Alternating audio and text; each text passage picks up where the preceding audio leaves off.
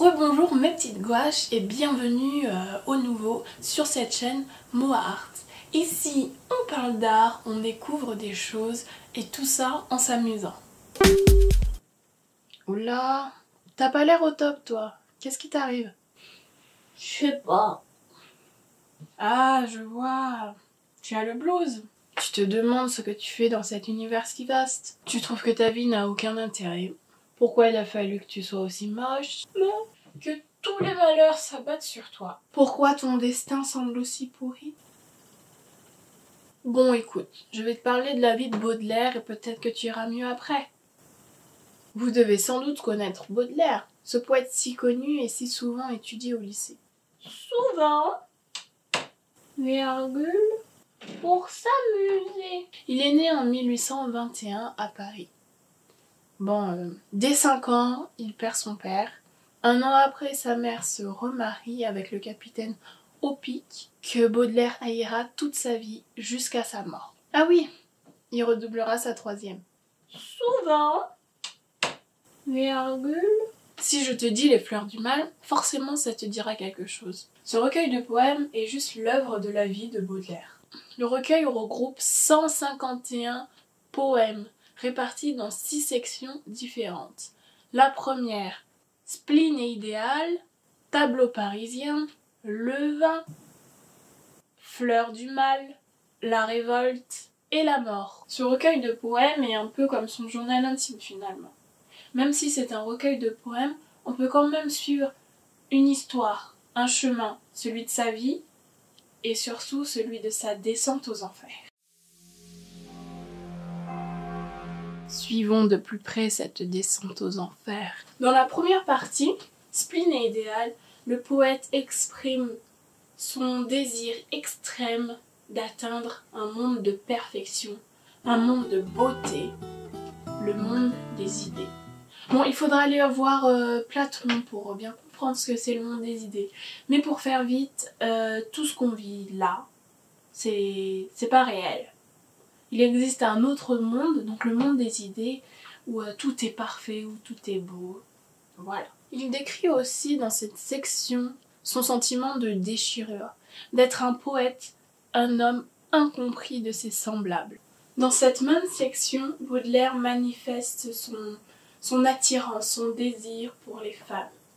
Il espère que par les femmes et l'amour, il atteindra ce monde idéal, le monde des idées, le monde de la perfection, le monde de la beauté.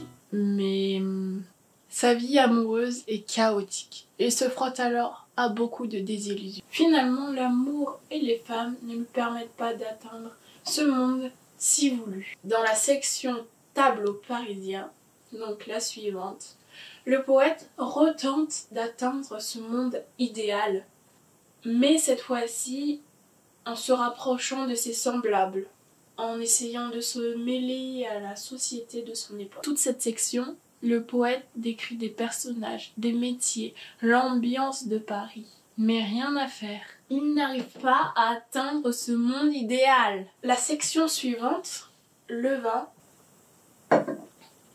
Cette fois-ci, Baudelaire renouvelle sa tentative et se penche vers les paradis artificiels.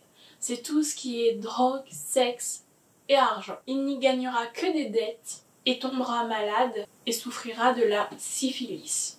La section suivante, Fleurs du mal, et non pas les fleurs du mal, il exprime son dégoût, son écœurement de soi parce qu'il allait trop loin dans les paradis artificiels.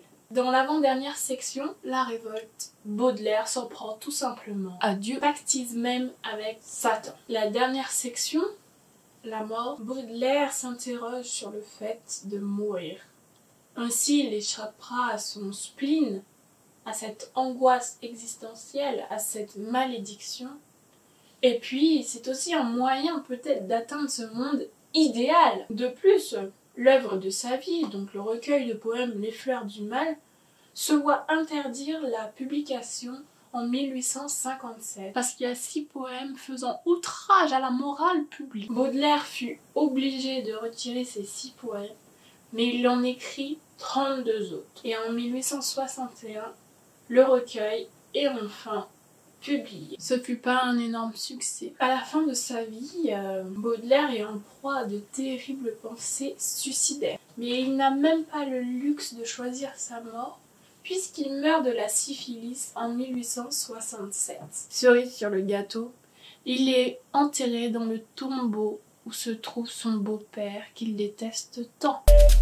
Bon alors, ça va mieux là, tu vas pas me dire que ta vie est pire que celle de Baudelaire. Tu connais Frida Kahlo? Bon, attends de voir son histoire. Frida Kahlo naît le 6 juillet 1907 au Mexique. Petite anecdote, elle fait changer sa date de naissance sur son passeport pour le 7 juillet 1910. Parce que cette date correspond au début de la révolution mexicaine. Dès l'âge de 6 ans, elle tombe malade. Elle souffre de la poliomyélite. Elle perd en partie l'usage de sa jambe droite et l'un de ses pieds ne pousse plus. Du coup, elle boite et boitera toute sa vie. En grandissant, elle nourrit le rêve de devenir médecin. Seulement, à 18 ans, elle eut un grave accident. Son bus dans lequel elle était est rentré dans un tramway. Elle fut très grièvement blessée. Elle se brisa la clavicule, 2 côtes, le bassin, la colonne vertébrale, un pied écrasé et se disloqua une épaule. On a bien cru qu'elle allait pas survivre. Elle fut hospitalisée pendant plusieurs mois et dut subir plus d'une 30aine d'opérations. Elle apprit aussi qu'elle ne pourrait plus avoir d'enfants à la suite de cet accident. Et c'est comme ça, à cause ou grâce à cet accident, qu'elle commença à peindre. Son père lui construit un chevalet pour qu'elle puisse peindre dans son lit. Elle dessine beaucoup d'autoportraits. La peinture lui permet d'exprimer sa souffrance mentale et physique. Comme elle déteste sa dentition et son sourire, sur ses autoportraits, elle se représente jamais en train de sourire. Plus tard, elle fut la rencontre de Diego Rivera, qui est aussi un peintre mexicain. Ils se marièrent, ce fut l'amour de sa vie. Mais seulement, il n'est pas très fidèle et fricote même avec l'une des sœurs de Frida. Du coup, Frida eut aussi des aventures. Ils finirent par divorcer. Plus le temps passe, plus la santé de Frida devient catastrophique. Elle empire. On dut lui couper l'une de ses jambes pour stopper la gangrène. Diego revint à la charge et la redemande en mariage, ce qu'elle accepta. Peu de temps après, elle attrape une pneumonie, qui eut raison d'elle en 1954. Bilan de sa vie, moyen. Ta vie pourrait être difficilement plus compliquée que celle de Frida. Alors profite de ta bonne santé, ne cherche pas la perfection, fais de ton mieux, sinon tu seras aussi malheureux que Baudelaire durant toute sa vie. Allez, reprends-toi! Et voilà! La vidéo se termine. J'espère que vous avez appris beaucoup de choses et que vous vous êtes amusés. On se retrouve vendredi prochain donc pour une nouvelle vidéo.